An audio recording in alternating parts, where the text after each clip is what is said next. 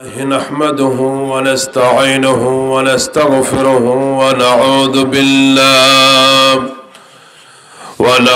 بالله من شرور أنفسنا ومن سيئات أعمالنا.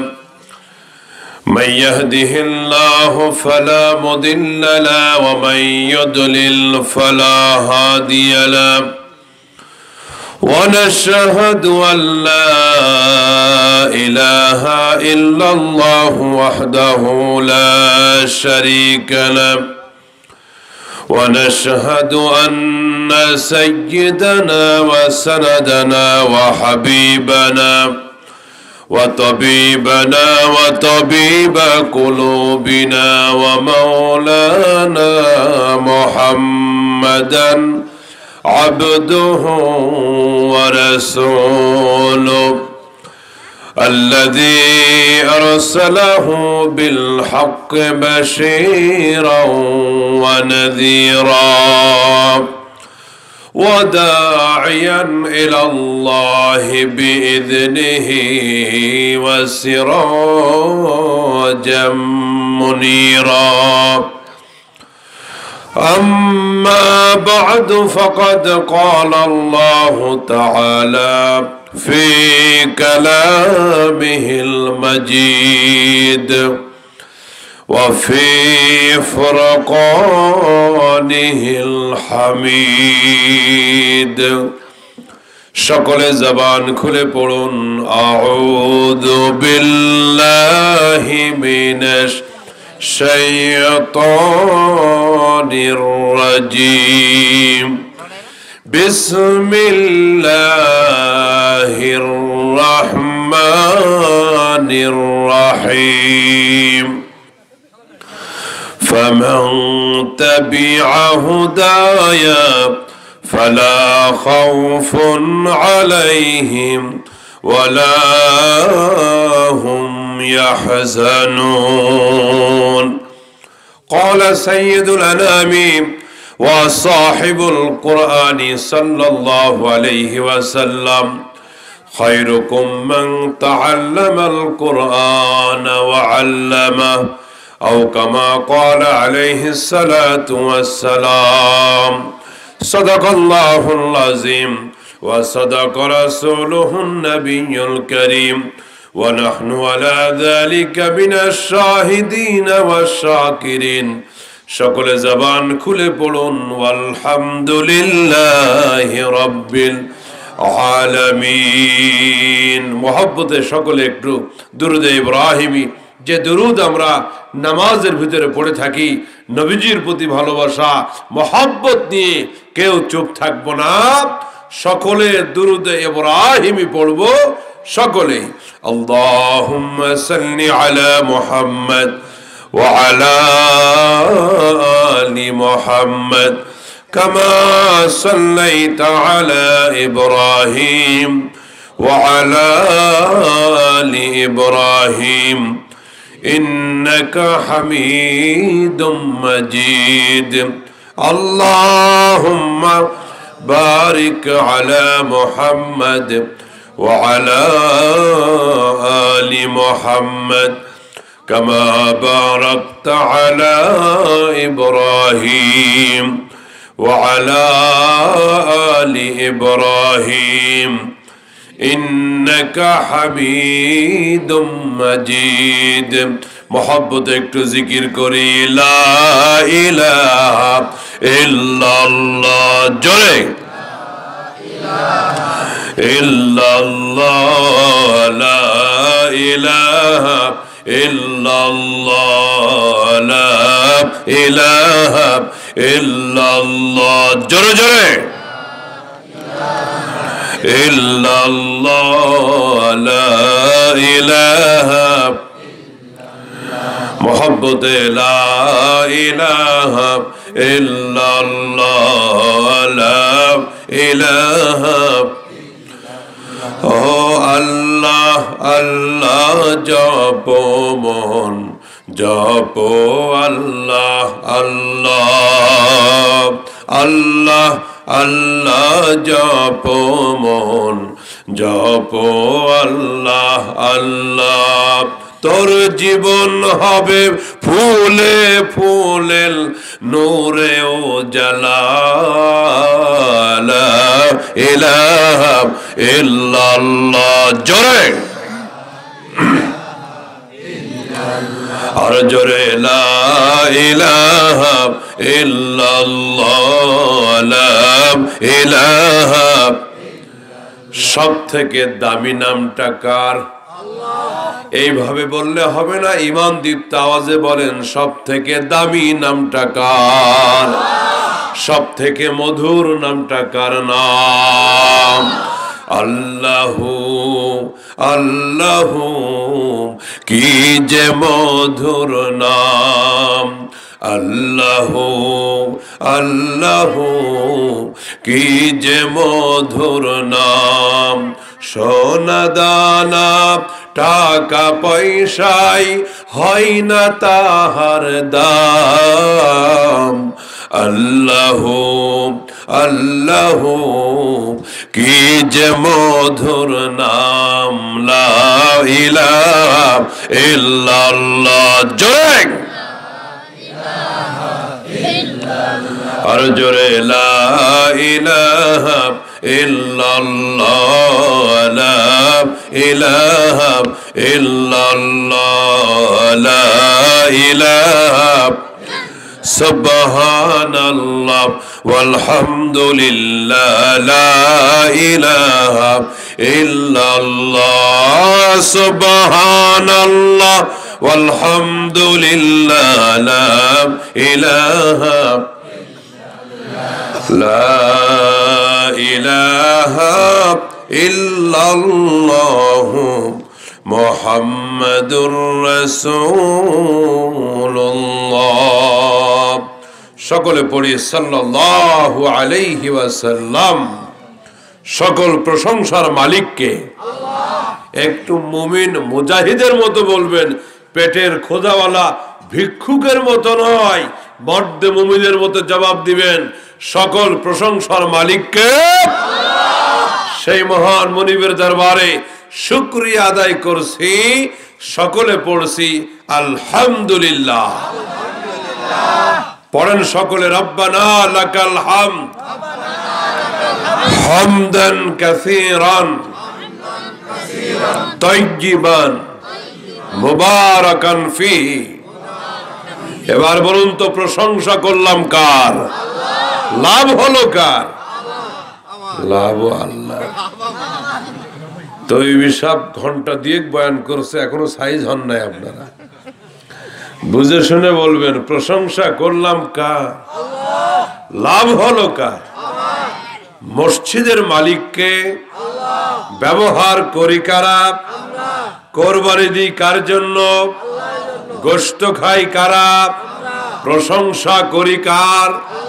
লাভবান হই কারা? আল্লাহু আকবার, জোরে বলেন। এর নাম হলো ঈমান, এর নাম হলো ইসলাম, এর নাম হলো তাওহীদের কালিমা। এই নিয়ামত আল্লাহ সুবহানাহু ওয়া তাআলা যাদেরকে দান করেছেন ঈমানের দৌলত, ওই সমস্ত মুমিন মুত্তাকি বান্দারা জিন্দেগিতে যত কাজ করবে আল্লাহর জন্য, সমস্ত কাজের লাভ, নেকি, সওয়াব, বেনিফিট আল্লাহ তার বান্দা বান্দির আমলনামার অ্যাকাউন্টে জমা করে দিবেন। আজকের মাহফিলে আসতে পেরে বেজার না খুশি? অল্প না বেশি? বেশি খুশি হইলে আওয়াজটা আসতে হয় নাকি জোরে? এদিকে ফুটবল খেলা তো আছে, যখন গোল হয় তখন শ্রোতা দর্শক যারা, ওরা তো আস্তে করে বলে গোল, এভাবে বলে, এত জোরে বলে মানে অজু থাক আর যাক এরকমের দশা। তো খুশির আওয়াজটা জোরে হয়, কি হয়? তো যে মহান মালিক আমাদেরকে খুশি করলেন, তার দরবার শুকরিয়া আদায় করব। তার কারণ বৃষ্টি এখন আর নাই। আমি যখন ময়মনসিংহ পার হলাম, শম্ভুগঞ্জ, তারাকান্দা, ফুলপুরের আগ পর্যন্ত মুষলধারে বৃষ্টি। এরপরে ফুলপুর পার হলাম, নকলা রোডে কোনো বৃষ্টি নাই। বুঝতে পারলাম আজকে দক্ষিণ রানীগাঁও মাহফিল আছে, এজন্য বৃষ্টি এদিকে হবে না। তো এই জন্য ওই মালিকের শুকরিয়া আদায় দরকার আছে না? সকলে পড়ছি আলহামদুলিল্লাহ। প্রিয় ভাইরা, লম্বা চওড়া ভূমিকা না নিয়ে রাত্রি এখন 11:30 বাজতে গেল। আমরা 12:30টায় আমরা মোনাজাত করব, বাড়ি যাব, ঘুমাবো। আল্লাহ বাঁচাইলে ঘুম থেকে উঠে ফজরের নামাজটা পড়বো ইনশাআল্লাহ। রাজি আছেন না? নাই? আল্লাহ কবুল করুক, জোরে বলেন আমিন। আল্লাহ সুবহানাহু ওয়া তাআলা তিনি আয়াতের ভিতরে বলতেছেন, ফামান তাবিআ হুদায়া, যেই আমি আল্লাহর হেদায়েতকে, কোরআনকে, আমার বিধানকে মানবে, নারী হোক অথবা পুরুষ হোক। ফামান মানের ভিতরে নারী পুরুষ উভয় আছে, কারণ ইসলাম নারী হোক অথবা পুরুষ হোক উভয়কে মর্যাদা, ইজ্জত, অধিকার দিয়েছে, ঠিক কিনা? হিন্দু ধর্মের যে ধর্মীয় গ্রন্থ বেদ পুরাণ, হিন্দুদের এই ধর্মীয় গ্রন্থ শুধু হিন্দু ছাড়া আবার তাদের ভিতরে যে সেই হিন্দু না, ব্রাহ্মণ, হিন্দুদের ভিতরে সব থেকে উচ্চ বংশীয় যারা, এই ব্রাহ্মণের ভিতরে আবার যারা পুরোহিত, এই পুরোহিত ছাড়া ওদের ধর্মীয় গ্রন্থ কেউ পড়তে পারবে না, পড়াইতে পারবে না, ধরতে পারবে না। এটা ওদের ধর্মে নিষিদ্ধ। আমাদের ধর্মের নাম ইসলাম। জোরে বলেন ইসলাম। আমাদের কিতাবের নাম কুরআন। এর ভিতরে একটা আয়াত কি এমন আছে, রাসূলের এমন কোন হাদিস কি আছে, এই কিতাব শুধু মসজিদের ইমাম সাহেব হুজুর আর মুয়াজ্জিন সাহেব ধরবে, আর কেউ পারবে না? এই রকমের কোন আইন কি ইসলামে আছে? তার কারণ হলো ইসলাম হলো সমতা, ভালোবাসা, মহব্বতের ধর্ম। কাউকে ইসলাম বঞ্চিত। সেই জন্য বিশ্বনবী, এই কোরআনের নবী পরিষ্কার করে ঘোষণা করেছেন, মান করা হারফাম মিন কিতাবিল্লাহ ফালাহু হাসানাতুন ওয়াল হাসানাতু বিআশরি আমসালিহা।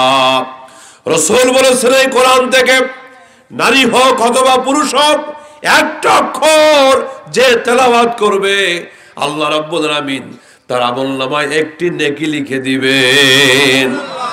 কিন্তু শুধু একটা নেকি, একটি নেকি হবে না। আল্লাহ পাকের একটা নিয়ম আছে, 1-এ 10 গুণ। জোরে বলেন 1-এ, আরো জোরে বলেন। আল্লাহর হাবিব বলেন যে একটা নেকি আল্লাহ পাক একটি অক্ষরের বিনিময়ে দিবেন। ওই একটা নেকি আমলনামায় শুধু একটা থাকবে না, আল্লাহ পাক ওই একটাকে 10টা বানায়া আমলনামায় লিখে দিবে। আরো আস্তে বলেন সুবহানাল্লাহ। হয় নাই? আরো আস্তে। এবার একটু চিল্লায়ে কোন সুবহানাল্লাহ।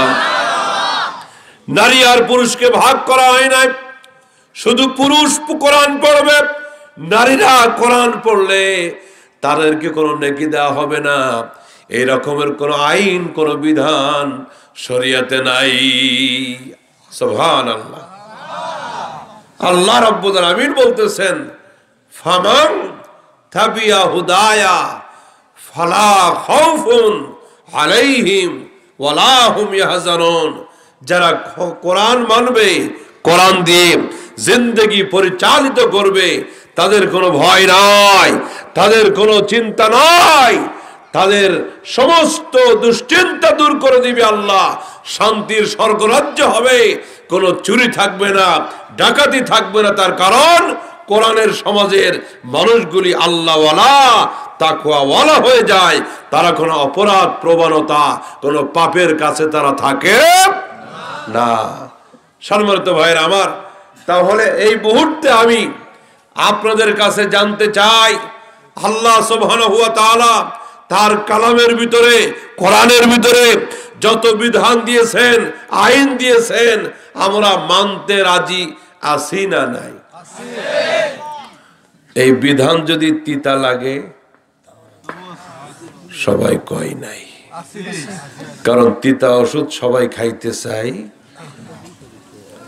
চুরি করলে হাত কেটে দাও, কোরআনের এই আইনটা তিতা না মিঠা?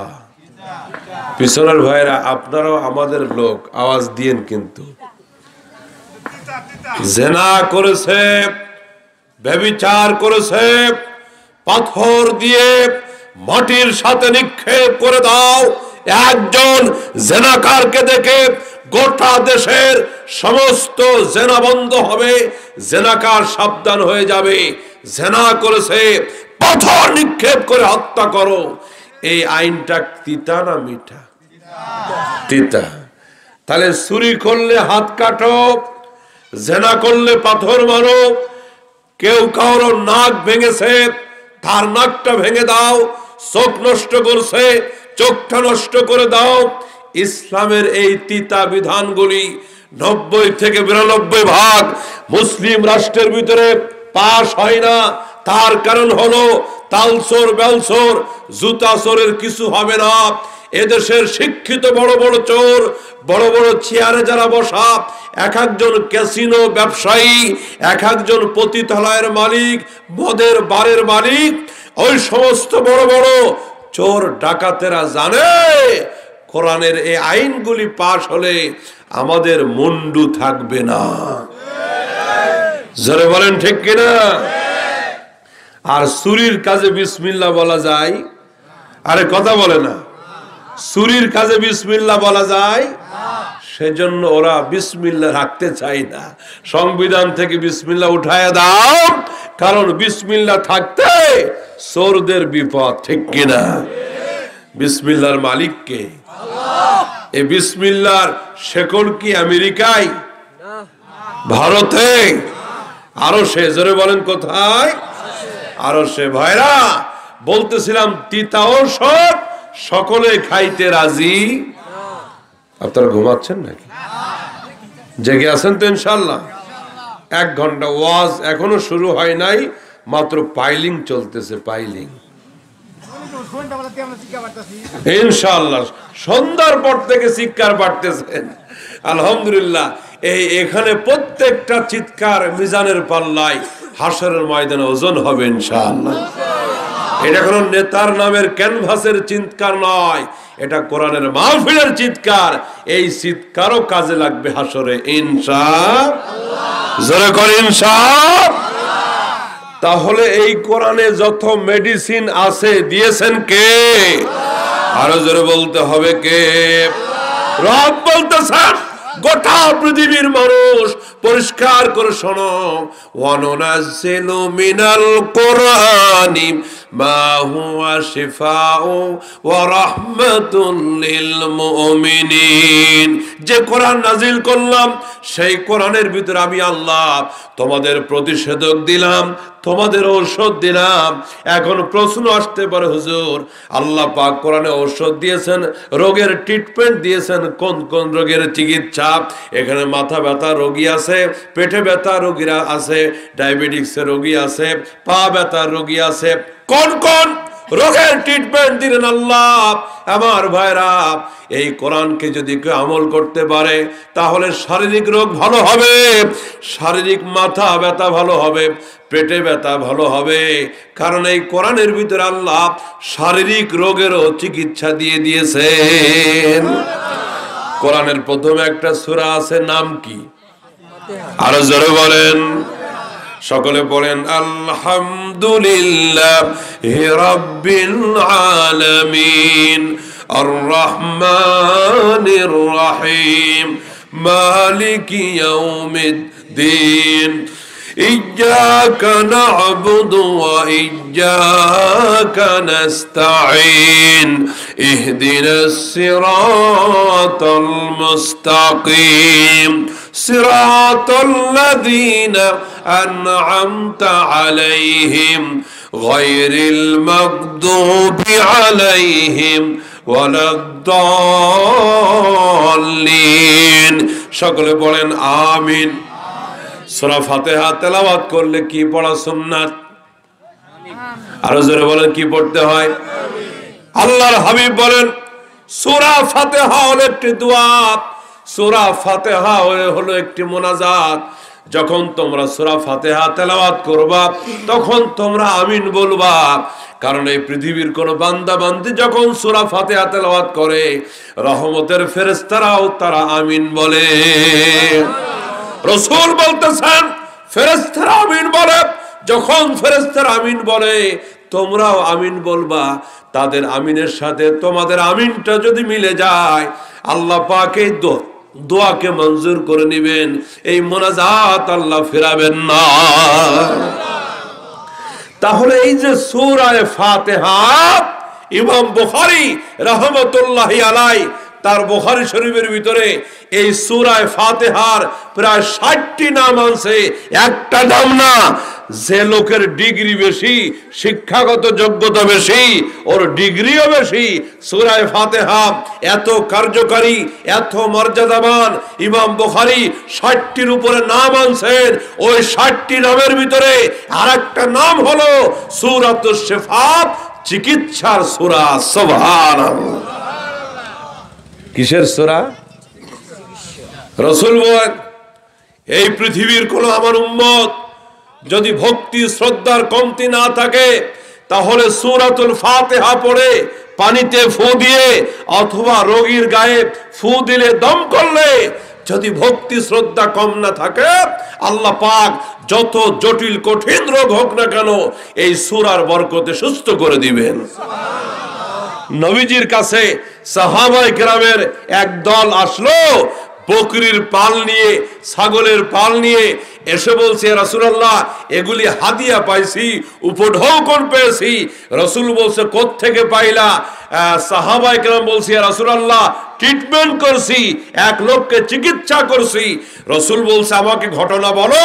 সাহাবায়ে কেরাম বলছে রাসূলুল্লাহ মরুভূমি দিয়ে আমরা মদিনায় আসতেছিলাম, হঠাৎ করে এক এলাকার লোকেরা আমাদেরকে ধরলো, এসে বলল দেখো আমাদের গোত্র প্রধান এলাকার সর্দারকে সাপে দংশন করছে, তোমাদের ভিতরে কেউ কি আছে সাপে কাটা রোগীর চিকিৎসা করে? ইয়া রাসূলুল্লাহ, ইয়া হাবিবাল্লাহ, জীবনে কোনোদিন সাপে কাটা রোগীর চিকিৎসা করি নাই, কিন্তু না করলাম না, তাদের সাথে চলতে লাগলাম, কারণ আমরা জানি আমাদের সাথে আছেন আল্লাহ। জোরে কোন আল্লাহ। ইয়া রাসূলুল্লাহ ওই সাপে কাটা রোগী গোত্রের সর্দারের কাছে গিয়ে আমরা তার ট্রিটমেন্ট করলাম, চিকিৎসা করলাম। হুজুর বলতেছেন কি দিয়ে, কোন মেডিসিন লাগাইছো, কি দিয়ে করছো? নবীর সাহাবীরা রাসূলকে বলছে রাসূলুল্লাহ এই পৃথিবীর কোন মেডিসিন না, এই পৃথিবীর কোন জাগতিক ঔষধ দিয়ে চিকিৎসা করি নাই, আল্লাহ পাকের পবিত্র কালামুল্লাহ থেকে ওই সাপে কাটা রোগীর বিষের জায়গায় সূরাতুল ফাতিহা পড়ে 7টা আয়াত পড়ে যখন ফু দিয়ে দিলাম আল্লাহ পাক এই আয়াতের বদৌলতে ওই সাপে কাটা রোগীর সাপের বিষটা পানি করে দিয়েছেন। আল্লাহু আকবার। রোগী সুস্থ হয়ে গেছে সূরা ফাতিহার বরকতে, ট্রিটমেন্ট হয়ে গেছে। তারা খুশি হয়ে এই বকরি ছাগলগুলি আমাদেরকে হাদিয়া দিয়েছে। রাসূল মুস্কি হেসে বলছে খবরদার এই বকরিগুলি একা খাবা না, আমারও ভাগ দিবা। আল্লাহু আকবার। জোরে বলেন এই বকরি একা খায়ও না, এর ভাগে আমারও রাখো। আল্লাহু আকবার। তাহলে সূরা ফাতিহা দিয়ে চিকিৎসা হতে পারে কি পারে না? কিন্তু ভক্তি থাকা লাগবে। সকলের সমান ভক্তি আছে? কবি নজরুলের কাছে, জাতীয় কবির কাছে এক লোক গিয়ে বলছে কবি এই যে আমাদের দেশে মোল্লা মৌলবী মুন্সি সাহেবেরা কি পড়ে ফু দেয়, ফু বাতাস, বাতাসের সাথে বাতাস মিশে যায়, ওইটার কোনো কাম টাম কি আর হয়? কবি নজরুল বলছে তোমার কি বিশ্বাস লাগে না? নাস্তিক মার্কা লোক বলছে না, এই টুপিওয়ালা মোল্লা মৌলবীদের এই ফুর উপরে কোনো বিশ্বাস নাই। নজরুল বুঝতে পারছে বেটারে কোরআন হাদিস দিয়ে চিকিৎসা দিলে হবে না। নজরুল কয় সত্যি তুমি বিশ্বাস করো না, ভক্তি নাই? লোকটা বলছে নাই। কবি নজরুল বলছে তুমি একটা আস্তা জানোয়ার।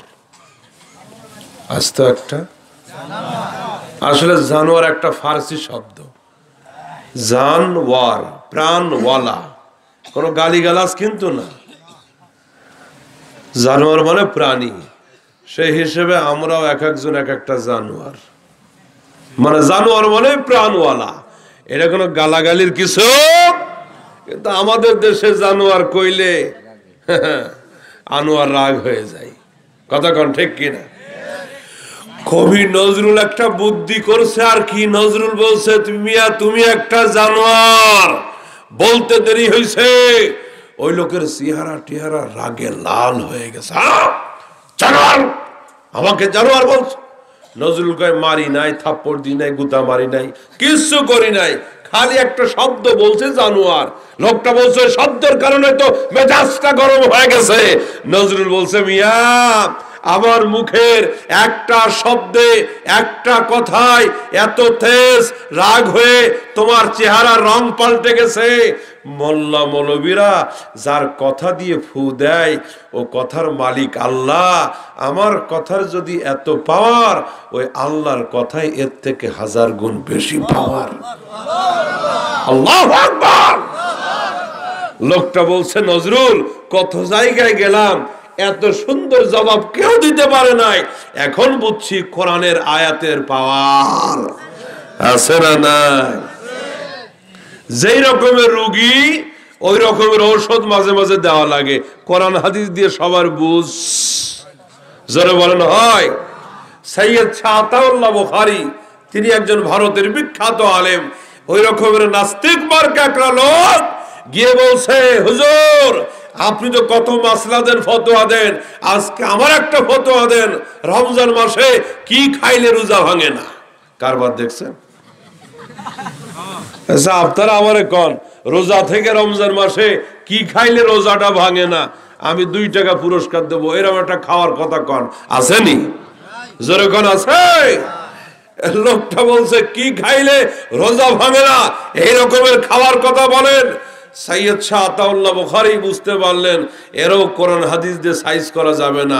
উনি বলছে আছে, একটা আইটেম আছে খাইলেও রোজা ভাঙে।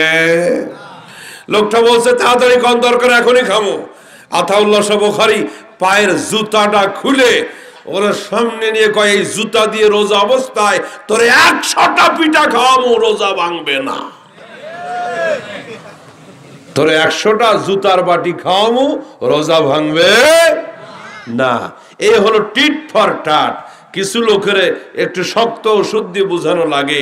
আমার ভাইরা, আল্লাহ পাকের কোরআনের ভিতরে কিছু আয়াত আছে যেগুলিকে আয়াতে শেফা বলা হয়, যেগুলি তেলাওয়াত করলে, পড়লে, আমল করলে বান্দা বান্দি রোগকে ভালো করে দেন কে? আরো জোরে বলেন কে? রোমের বাদশার মাথা ব্যথা, প্রচন্ড মাথা ব্যথা রোমের বাদশা, কোন ওষুধ কবিরাজে কাজ হয় না। লোক পাঠিয়ে দিল মদিনায়।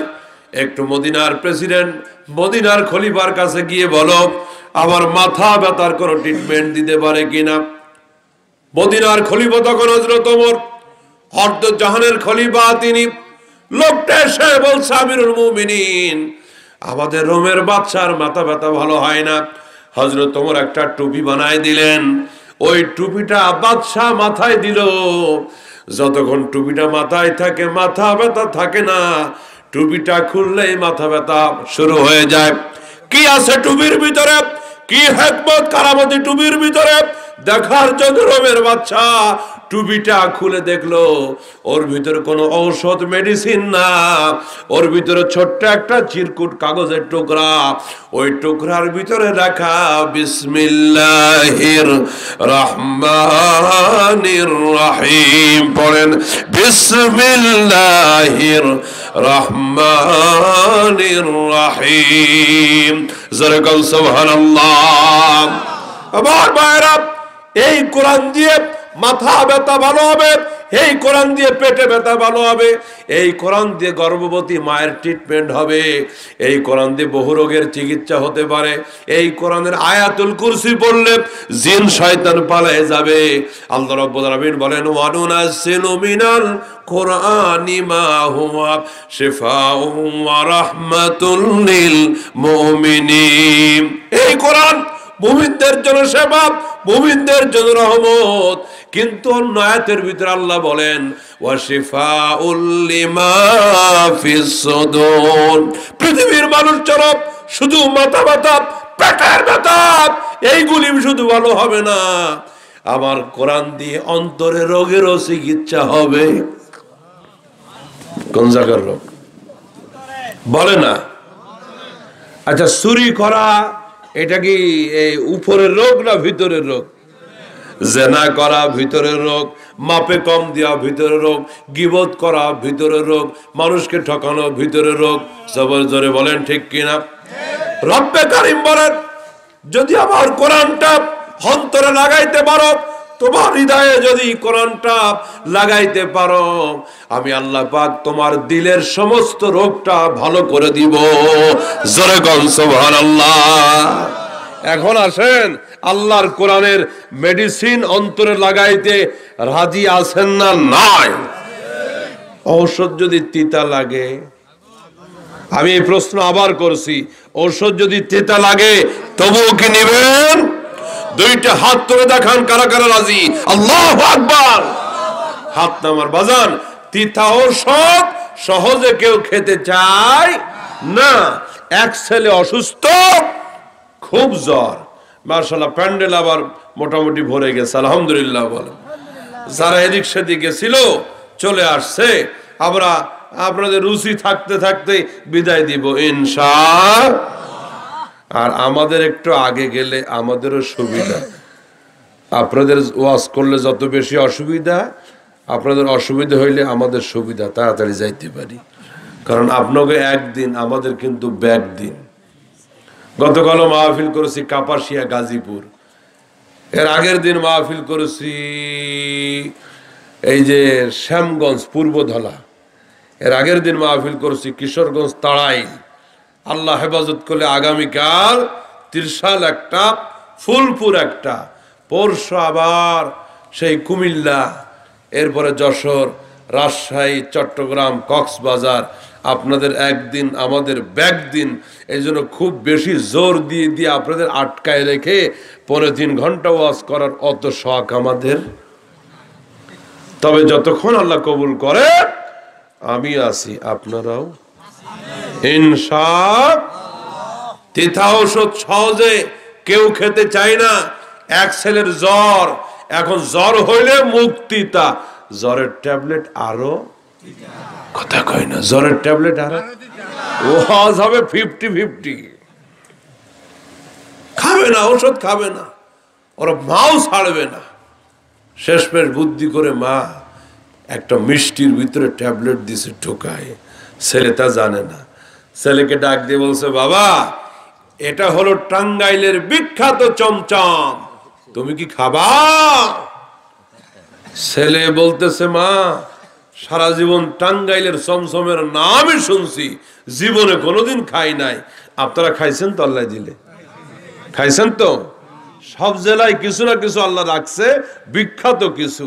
টাঙ্গাইল পার হয়ে নাটোরে গেলে পাবেন কাঁচা গোল্লা, কুষ্টিয়াতে তিলের খাজা, বগুড়ায় আছে দই, এরপরে পাবনায় আছে ঘি, রাজশাহীতে আম, দিনাজপুরের লিচু, আমার যশোরে গেলে পাবেন কই মাছ আর খেজুরের রস, খুলনায় গেলে নারিকেল, নড়াইলে সুপারি, ময়মনসিংহের মুক্তাগাছার মন্ডা, নেত্রকোনায় বালিশ মিষ্টি, চাঁদপুরে ইলিশ, বরিশালের আমড়া, চট্টগ্রামের শুটকি, আর শেরপুরে ছানার পায়েস। আছে না নাই? আছে ছানার পায়েস। তো সব জায়গায় আল্লাহ কিছু না কিছু রাখছে। আবার রাজবাড়ি গেলাম গত বছর, ওদের পেঁয়াজ আর রসুন, খালি পেঁয়াজ আর রসুন। তো টাঙ্গাইলে আছে শাড়ি আর চমচম, আবার টাঙ্গাইলের মধুপুরে আরো দুইটা জিনিস আছে, আনারস আর কলা। মা ডাক দিয়ে বলছে, বেটা এটা টাঙ্গাইলের চমচম, তুই কি খাবি? ছেলে বলছে, মা সারা জীবন নাম শুনছি, জীবনে কোনোদিন খাই নাই, দাও। মায়ের হাত থেকে মিষ্টিটা নিয়ে ছেলেটা মুখের ভিতরে দিল, মুখের ভিতরে মিষ্টি, আর মিষ্টির ভিতরে ওইটা কি পোলা এখনো খবর পাইছে? ও তো মজা করে খেতে খেতে দৌড়, পিছর থেকে মাও খুশি, তুই ট্যাবলেট খাবি না, তোর বাপ খাবে।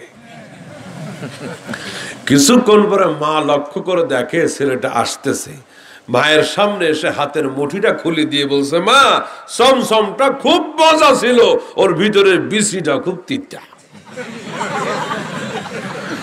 মা লক্ষ্য করে দেখে মিষ্টির গুষ্টি শুদ্ধা শেষ, ট্যাবলেট জোরে কোন ট্যাবলেট খাই নাই। আচ্ছা নালিতা বাড়ির ভাইরা আমার, রাত অনেক তো একটু মজায় মজায় কথা বলতেছি আর কি। এখন আবার ওই খুব বেশি তাফসির দিলে মাঠ খালি হয়ে যাবে, কথা বলেন ঠিক কিনা? মা লক্ষ্য করে দেখে মিষ্টি খাইছে, ট্যাবলেট খাই নাই। এখন আপনারা বলেন দেখি, মিষ্টির ভিতরে ঢুকিয়ে দেওয়া ট্যাবলেটটা ছেলেটা খেলে পরে রোগটা ভালো করে দিতেন কে? আরো জোরে চিল্লায় বলেন কে?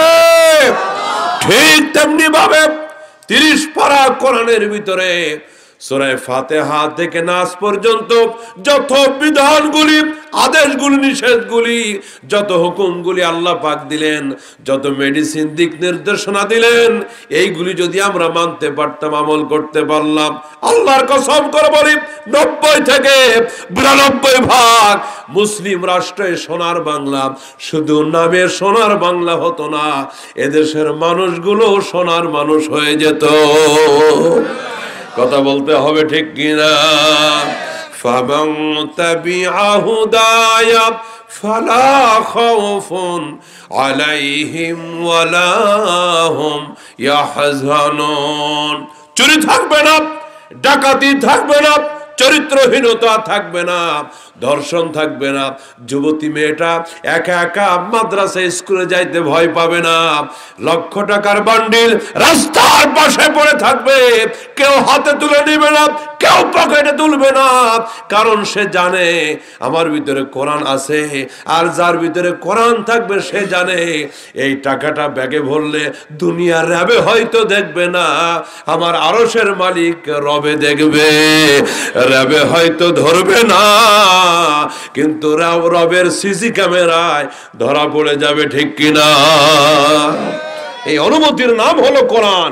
আবার নালিতা বাড়ির ভাইরা, যে সম্প্রদায়ের লোকেরা, যে দেশের লোকেরা কোরআনের সাথে সম্পর্ক রাখবে, কোরআনের মালিকের সাথে সম্পর্ক রাখবে, যাদের থাকবে আল্লাহর সাথে ভাব, ওদের হবে না কোনো অভাব।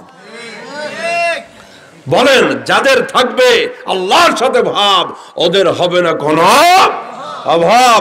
কিন্তু ভাব যদি রাশিয়ার সাথে, আমেরিকার সাথে, চীন, জাপান, ভারতের সাথে, আল্লাহর সাথে ভাব নাই, মালিকের সাথে সম্পর্ক নাই, আমি বলে গেলাম দাম ওদের বাড়বে না।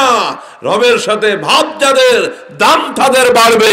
কোরআনের সাথে সম্পর্ক যাদের, দাম তাদের বাড়বে।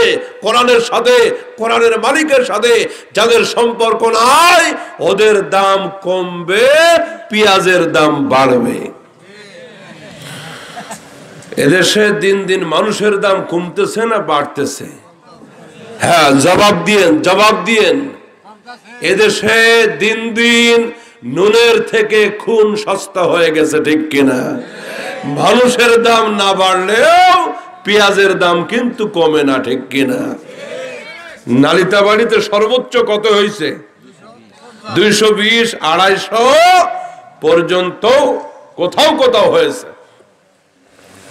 পেঁয়াজের দাম আগুন আগুন, 30 টাকা, 35 টাকা কেজি পেঁয়াজ। এদেশে আমরা 250 টাকা কিনে খাবো, জীবনে কোনোদিন কল্পনা। এগুলি গজব, এগুলি জাতির উপরে গজব। যখন পাপ দেশের ভিতরে জাতীয়ভাবে পাপ হয় তখন বিপদও আল্লাহ জাতীয়ভাবে দেয়। কদিন আগে আসছিল মিস্টার বুলবুল, ঝড়ের নাম কি?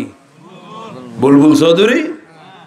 এর আগে আইছিল আইলা ঝাইলা নার্গিস, কত নাম। আমার ভাইরা, পেঁয়াজের দাম সাথে বাড়ে নাই, রবের সাথে সম্পর্ক কমছে, আমাদের দাম কমছে, পেঁয়াজের দাম বাড়ছে। মাহফিল ছিল দক্ষিণবঙ্গে, আমি আরিসা ফেরি পার হচ্ছে পদ্মা নদী, এখন ঘন্টাখানিক ফেরিতে থাকা লাগবে। ঝালমুড়ি খাইলাম 10 টাকা দিয়ে, ঢেকুর মারলাম, পেঁয়াজের গন্ধ নাই। ডাক দিলাম ঝালমুড়ি ওয়ালা, রে বেটা 10 টাকা দিয়ে ঝালমুড়ি খাইলাম, পেঁয়াজ কই? ঝালমুড়ি ওয়ালা কয়, হুজুর মাপ চাই, দোয়া চাই, মোলা ছাড়া উপায় নাই। যেখানে পেঁয়াজ দেওয়া দরকার ওইখানে ঢুকাইছে কি? মূলা। এবার আসেন তো, মানুষের দাম কত বাড়বে খুব ভালো করে শোনেন। আপনাদের নালিতা বাড়ি কি ঢেকি আছে এখনো? চাউল কুটে ধান কুটে এখনো আছে।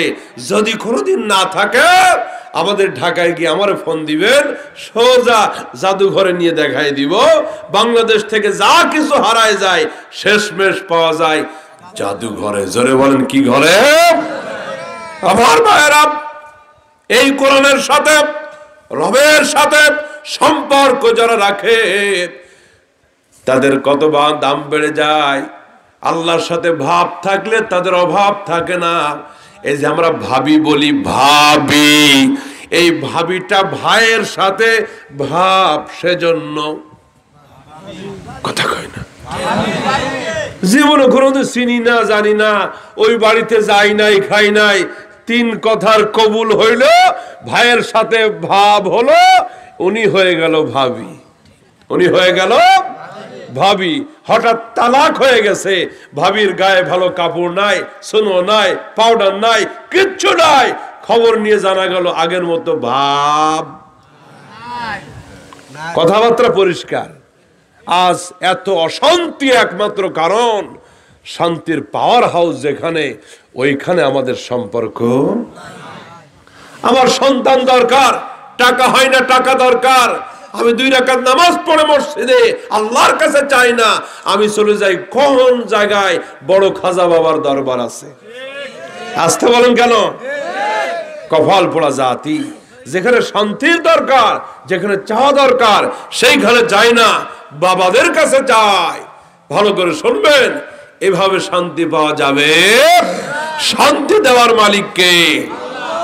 আমার ভাইরা, এখন ঢেকি তৈরি করা হবে।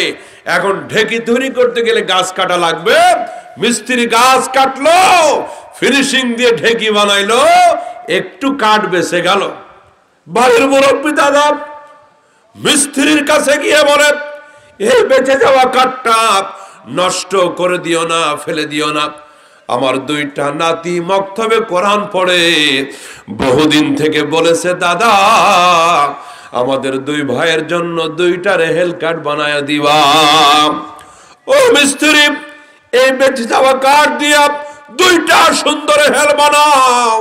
মিস্ত্রি ফিনিশিং দিয়া ডিজাইন করে 2টা রেহেল বানায়া দাদার হাতে যখন তুলে দিল, মিস্ত্রির হাত থেকে রেহেল কাঠটা নিয়ে দাদা চুমা খায়, মাথায় রাখে, বুকে রাখে। দাদার হাত থেকে দাদি নিয়ে চুমা খায়। আমার ভাইরা, একই গাছের কাঠ দিয়ে ঢেকি তৈরি করা হলো, একই গাছের কাঠ দিয়া রেহেল তৈরি করা হলো।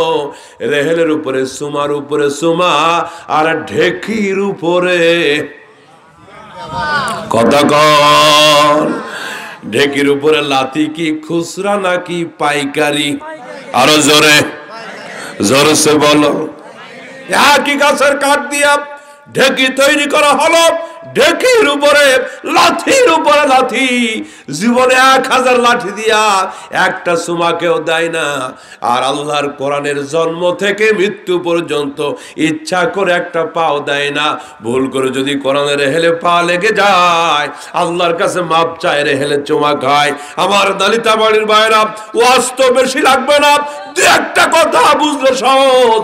যেই রেহেল কাঠ মরা গাছের কাঠ, কোরআনের সাথে লাগার কারণে এত দাম যদি বেড়ে যেতে পারে, যেই মানুষের জন্য এই পৃথিবীতে কোরআন নাজিল হলো, ওই মানুষ যদি কোরআন পড়ে বুঝে, কোরআনটা আমল করে, নিজের বাড়িতে কোরআন রাখে, তেলাওয়াত করে, বুকে জায়গা দেয়, মরা কাঠের দাম যদি বাড়তে পারে, মানুষের দাম বাড়বে কি বাড়বে না? আর রহমান আল্লামাল কোরআন পড়েন না, আর রহমান আল্লামাল কোরআন খালাকাল ইনসান আল্লামাহুল বায়ান। মানুষের জন্য কোরআন নাজিল করা হয়েছে, দামটা কত বেড়ে যাবে এই মুসলমান। হযরত ওমর আল্লাহর নবীকে হত্যার জন্য এসেছিল, নাঙ্গা উলঙ্গ তরবারি নিয়ে, খোলা তরবারি নিয়ে।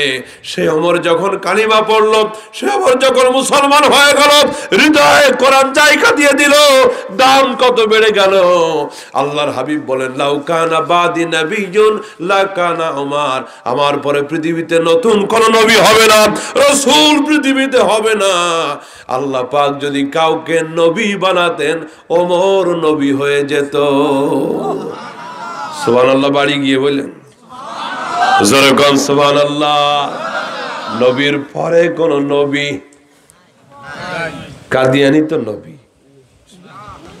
কাদিয়ানি, কাদিয়ানি বাংলাদেশে কাদিয়ানি আছে না নাই? এই শেরপুরে আছে না নাই?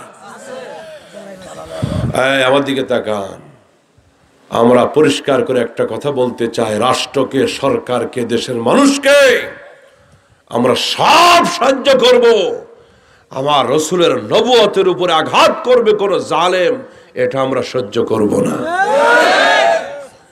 একটা কথা আছে, হাতি খাও, হাতির বাচ্চা খায়ও না। হাতির গায়ে তীর তরবারি মারলেও কিছু বলবে না, ওর বাচ্চার গায়ে একটা ফুলের টোকা দিয়ে দেখো, বংশ উজাড় করে দিবে। ঠিক কিনা? আমরা নিজেদের অপমান সহ্য করব, আমাকে গালি দাও সহ্য করব, কিন্তু রসুলের খাতমে নবুয়তকে মানব না। 90 থেকে 92 ভাগ মুসলিম রাষ্ট্রে তোমরা কাদিয়ানীরা মুসলিম পরিচয়ে বসবাস করবা, মসজিদ বানায় নামাজও পড়ে, ওরা মানুষকে দাওয়াতও দেয়, এক আল্লাহকেও মানে, কিন্তু মুহাম্মদ রাসূলুল্লাহ নবী মানে, শেষ নবী মানে না। ওদের বক্তব্য হলো গোলাম মোহাম্মদ কাদিয়ানী, পাকিস্তানের পাঞ্জাবের গুরুদাসপুরের গোলাম মোহাম্মদ কাদিয়ানী হলো এই পৃথিবীতে শেষ নবী, মুহাম্মদ রাসূলুল্লাহ শেষ নবী। নাউজুবিল্লাহ, জোরে বলেন। মুহাম্মদ রাসূলকে শেষ নবী না মানলে সে মুসলমান থাকে না, কোন দলিল প্রমাণের দরকার। আমি সরকারকে বলবো, এই পৃথিবীর সমস্ত মুসলিম রাষ্ট্রে রাষ্ট্রীয়ভাবে পার্লামেন্টে আইন করে কাদিয়ানীদেরকে অমুসলিম ঘোষণা করা হয়েছে। আমরাও দাবি করলাম 90 থেকে 92 ভাগ মুসলিম রাষ্ট্রে কাদিয়ানীদেরকে আইন করে কাফের ঘোষণা করতে হবে। ঠিক কিনা? ওরা সভা সমাবেশ করবে, ধোঁকা দিয়ে মানুষের ঈমান নষ্ট করবে, আমরা সেটা সহ্য করব না। যদি কোথাও শুনতে পাই মুসলমানদেরকে ধোঁকা দিচ্ছে, ঈমান নষ্ট করতেছে, পরিষ্কার বক্তব্য, রাষ্ট্র যদি বিচার না করে এদেশের তাওহীদি জনতা বাস যে পিটায়া বাংলা ছাড়া করবে, কে কে তৈরি আছেন? দুহাত তুলে দেখা। আমরা সবকিছুর সাথে কম্প্রোমাইজ, আপোষ করতে রাজি। ইসলামের সাথে, রসুলের সাথে, কোরআনের সাথে কারো দুশমনি চলবে, আমরা সেটা বরদাস্ত করব। আমরা কেউ বিএনপি হতে পারি, কেউ আওয়ামী লীগ হতে পারি, জাতীয় পার্টি জামাত ইসলাম, কেউ হানাফি মাযহাবি লামাযহাবি চরমনায় তাবলীগ হতে পারি, কিন্তু ইসলামের আঘাত যখন আসবে আমরা এক থাকবো। ঠিক কিনা? জোরে বলেন। আজকের মাহফিলে সব দল আছে না নাই? এখানে খুঁজলে সব দলের লোকই আছে। তাহলে বোঝা গেল বাইরে দলাদলি ঠেলাঠেলি যা থাক, আমরা ইসলাম এবং কোরআনের সাথে এক। ঠিক কিনা? হাতের আঙ্গুল কি এক জায়গায় না ছড়ানো? পিছনের লোকেরা কয় না, আলু ভর্তা করতে গেলে জোরে কম। ইনশাআল্লাহ যখন প্রয়োজন হবে আমরা এক, ইনশাআল্লাহ। আল্লাহ আমাদেরকে ঐক্যবদ্ধ হওয়ার তৌফিক দিক, জোরে বলেন আমিন। আর জোরে কোন আমিন। আজ গোটা পৃথিবীতে মুসলমানদেরকে জুলুম করা হচ্ছে, নির্যাতন করা হচ্ছে। ভারতের দিকে তাকায় দেখেন, ভারত সরকার ঘোষণা দিয়েছে ভারতে হিন্দু, বৌদ্ধ, শিখ, ইহুদি, খ্রিস্টান সব থাকবে, মুসলমান থাকতে পারবে না। আসাম, ত্রিপুরা থেকে জুলুম করে করে বের করে দেওয়া হচ্ছে মুসলমানদেরকে। আবার ঘোষণা দিয়েছে বাবরি মসজিদ ভেঙে ফেলে দিবে, বাবরি মসজিদের জায়গায় ওরা রাম মন্দির নির্মাণ করবে। মোদি ভালো করে শোনো, ছিলে তো চার দোকানদার, হ্যাঁ, চা ঘুরছে মানুষে 2 টাকা 5 টাকা দিয়া, এখন রাষ্ট্রপতি হয়ে মাথা ঠিক নাই। ভারতের ইতিহাস পড়ে দেখো, এই ভারতবর্ষ 1 বছর নয়, 2 বছর নয়, মুসলমানরা 700 বছর ভারত শাসন করেছে। 700 বছর ইতিহাসে আমরা জুলুম করি নাই, অত্যাচার করি নাই, ভারত থেকে কোনো হিন্দুকে বের করে দিই নাই। 700 বছর ইতিহাসে মুসলিম শাসকরা যদি জোর জবরদস্তি করে ভারত শাসন করত, নির্যাতন করত হিন্দুদের উপরে, ভারতে একটা হিন্দুদের টিকি খুঁজে পাওয়া যেত না। কারণ আমরা মুসলমান, আমরা অন্য ধর্মের প্রতি আমরা জালেম। 90 থেকে 92 ভাগ মুসলিম রাষ্ট্র এটা। দেখেন তো এদেশের হিন্দুরা মায়ের কোলে সন্তানের মতো নিরাপদ। আমাদের দেশে হিন্দুরা মায়ের কোলে সন্তানের মতো নিরাপদ। ওদের পূজায় কোনো ডিস্টার্ব করি না, ভাঙচুর করি না, আমরা সাহায্য করি। কোনো হিন্দুর দোকান থাকলে কেনা বেচা করি, সাবধানী। কোনো হিন্দু গরিব প্রতিবেশী বিপদে পড়লে সাহায্য করি, ঠিক কিনা? আমার সম্মানিত ভাইরা, এখন ঐক্যবদ্ধ ছাড়া আর বাঁচার উপায় নাই। কাফেরদের কাছে কে বিএনপি, কে আওয়ামী লীগ, কোনটা তাবলীগ করে, কে চরমনাই, এগুলি কোনো ভেদাভেদ নাই। ওরা একটাই পরিচয়, এটা মুসলমান, এরে মারো। আল্লাহ আমাদেরকে এক বানাই দিই, জোরে বলেন না আমিন। তাহলে আমরা যদি কোরআনের সাথে সম্পর্ক রাখি, আমাদের দামটা বাড়াবেন কে? আরো জোরে বলেন কে? চরিত্র কেমন হবে? যুবক ভাইদেরকে বলি, বিশেষ করে যুব সম্প্রদায়কে বলি, আলোচনা লম্বা করব না, কিন্তু আজকে আপনাদের কোরআনটা আপনাদের হৃদয়ের পকেটে ঢুকাই দিতে চাই। আজকে সবকিছু আছে, আমাদের কাছে কোরআন সুন্নাহ নাই। এই যে এখন বছরের শেষ একটা রাত আসবে কদিন পরে, ওটার নাম দিছে 31st নাইট। একেবারে 2019 সালের শেষ তারিখটা 30 তারিখ রাত্রি 12টা। আমি জানি না নালিতাবাড়ি শেরপুরে এই সমস্ত আকাম কুকাম যুবকরা করে কিনা, কিন্তু ঢাকাতে রাত 12টা 1 মিনিটে পুরাতন বছরকে বিদায় জানাবে, নতুন বছরকে স্বাগতম জানাবে। নেচে গে পটকাবাজি, আতশবাজি ফুটায়া, নেচে গে আনন্দ ফুর্তি করে। আমি তো এর ভিতর কোনো আনন্দ দেখি না। তোমার একটা বছর জীবন থেকে হারায় গেল, তোর তো কান্নাকাটি করে অস্থির হয়ে যাওয়ার কথা। তোর নাসা আসে কেমনে কপাল পোড়া? তোর জীবন থেকে একটা বছর হারায় গেল, তুই খবরের দিকে পা গাইলি, আজ বাদে কাল মসজিদের মাইকে তোমার মৃত্যুর ঘোষণা হবে, আর তুমি নাচো, মদ খাও, মদ পর্যন্ত খায় মুসলমানের দেশে। এই জন্য ঘন ঘন গজব আসে, আল্লাহ ঠিক কিনা? গতকাল মিরপুরে এক বস্তিতে আগুন লাগছে গতকাল।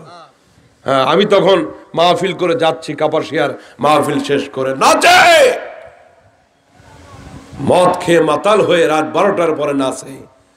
এরপরে ঢুলতে ঢুলতে কারেন্টের খাম্বার সাথে ঠাস করে একটা বাড়ি খেয়ে কয়, ভাইজান সাইড দেন।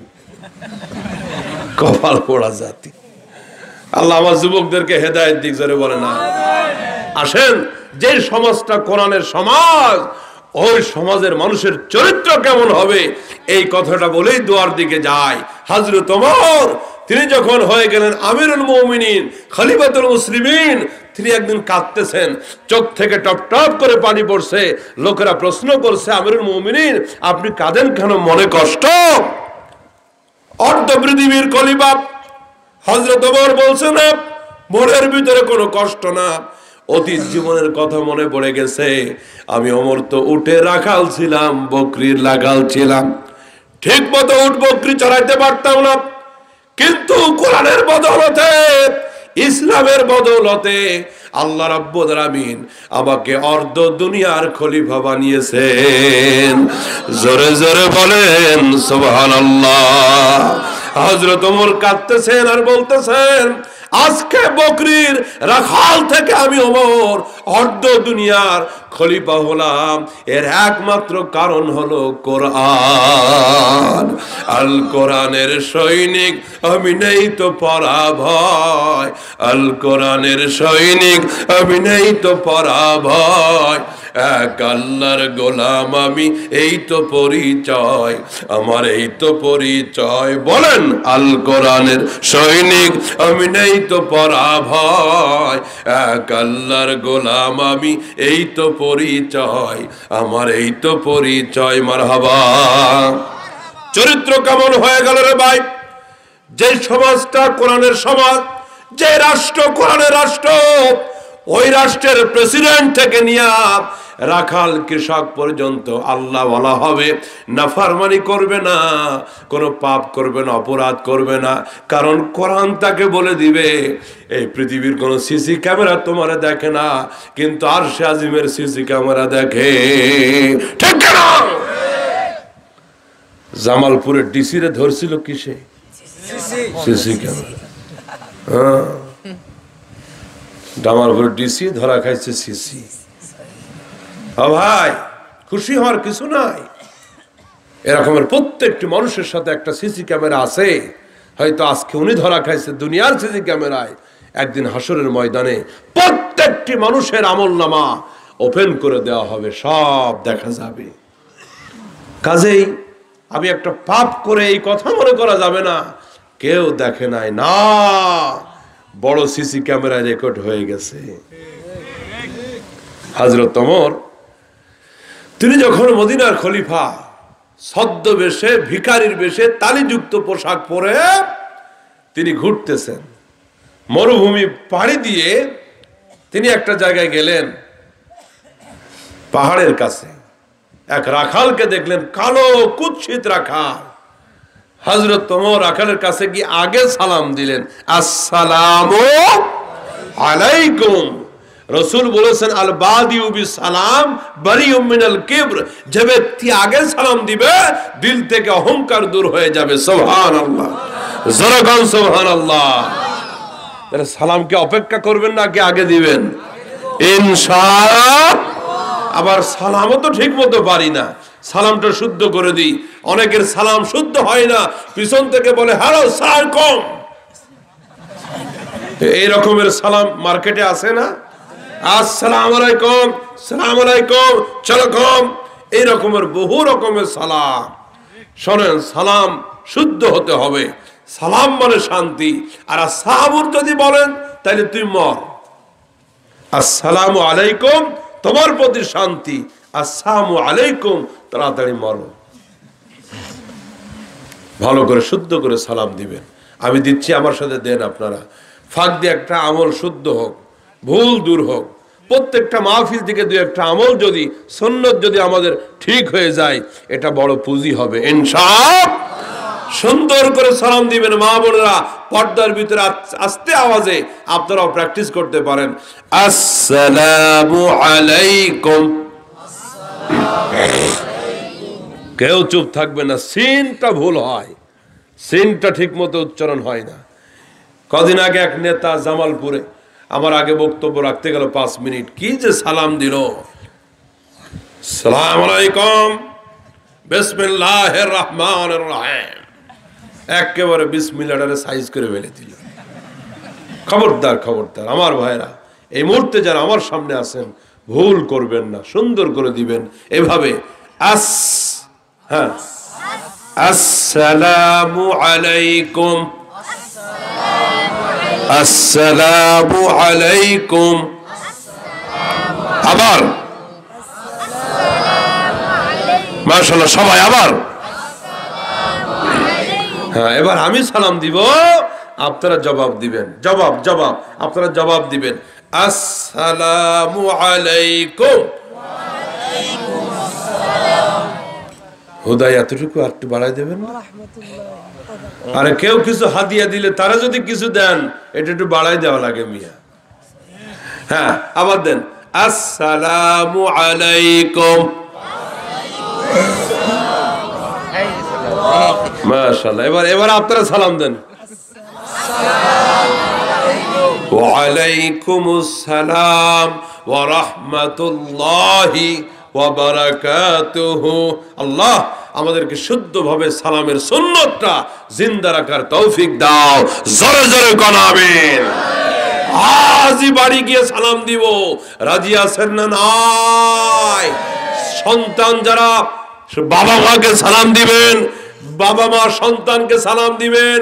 যারা স্ত্রী আছেন স্বামীকে দিবেন, যারা স্বামী আছেন স্ত্রীকে দেওয়া যাবে কি যাবে না? কিছু কিছু লোক মনে করছে হুজুর 15 বছর বিয়ে করছি, আজ ওই আকামটা করি নাই, এই জন্য শান্তিটাও হয় না। যে স্বামী তার স্ত্রীকে ঘরের দরজা থেকে সালাম দিবে, শুরুতেই শান্তি হয়ে গেল। সুবহানাল্লাহ। হযরত আয়েশা রাসূলের বিবি আম্মা জান হযরত আয়েশা বলেন, রাসূল যখন বাইরে থেকে আসতেন আমরা পজিশন নিয়ে থাকতাম, প্রস্তুতি নিয়ে থাকতাম রাসূলকে আগে সালাম দিব। কিন্তু নবীজি কাছে আসার পরে আমরা সালাম দেওয়ার আগে কোন ফাঁকে রাহমাতুল লিল আলামিন আগে সালাম দিয়ে দিতেন। লাকাদ কানা লাকুম ফি রাসূলিল্লাহি উসওয়াতুন হাসানা। দক্ষিণ রানীগাঁও নালিতে বাড়ির বাইরে আমার রাসূল যদি আগে সালাম দিতে পারে, রাহমাতুল লিল আলামিন সাইয়্যিদুল মুরসালিন যদি তার স্ত্রীকে আগে সালাম দিতে পারি, আমরা আমাদের বিবিদেরকে আগে সালাম দিতে পারবো কিনা? আল্লাহ কবুল করুক, জোরে কোন আমিন। বহু লোক আসে বলে, হুজুর বাড়িতে গেলেই খালি অশান্তি, বউ কথা শোনে না, ঝগড়া। একটা তাবিজ দেন, পানি পড়া দেন। তো এক হুজুর বলছে, তোমার যদি তাবিজ পড়া, বউর যদি তাবিজ পড়া দেওয়া লাগে, তোমার শুধু তাবিজ দিয়ে হবে না, তোমার ইট পড়া দেওয়া লাগবে। কারণ ঘরে অশান্তি তোমার কারণে। তুমি স্টার জলসার লাইন লাগাইছো ঘরে, তুমি জি বাংলার কানেকশন লাগাইছো, তুমি নিম গাছ লাগাইয়া আঙ্গুর তালাশ করতেছ। রাগ করলেন মনে হয়? রাগ করে কি করবেন? জিন্দেগি তার দাওয়াত দেবেন না, এর থেকে বেশি আর না। আমার ভাইরা, শান্তি অবশ্যই হবে। আমি আপনাদেরকে বলি, ঘরে গিয়ে দুইটা কাজ করবেন। বিবির সাথে কোনো মনোমালিন্য থাকবে না, মহব্বতের সম্পর্ক আল্লাহ করে দিবেন। আল্লাহর হাবিব বলেন, যে ঘরে স্বামী স্ত্রী মহব্বত আছে, টাকা পয়সা কম থাকতে পারে, খাট পালং সব কম থাকতে পারে, স্বামী স্ত্রীর মহব্বত যদি থাকে, ওই ঘরটা আল্লাহ পাকের জান্নাতের টুকরা। কিন্তু এসি আছে, ফ্রিজ আছে, মখমলের চাদর আছে, সব কিছু আছে, বিবির সাথে স্বামীর দাঁড় কুমড়ার সম্পর্ক, সাপ আর বেজির সম্পর্ক, আধুনিক যত কিছু থাক না কেন, মহব্বত নাই, ওই ঘরটা জাহান্নামের টুকরা। জোরে কোন ঠিক কিনা? বাড়ি গিয়ে দুইটা কাজ করবেন। আপনি দরজায় গিয়ে আগে নক করবেন, বেগম সাহেবা দরজা খুলে দিবে, আপনি সুন্দর করে বলবেন, আসসালামু আলাইকুম। অনেকে মনে মনে চিন্তা করছে, হুজুর আমগো বাড়ি ঢুকার তো দরজাই নাই, আমরা ডাইরেক্ট ঢুকি।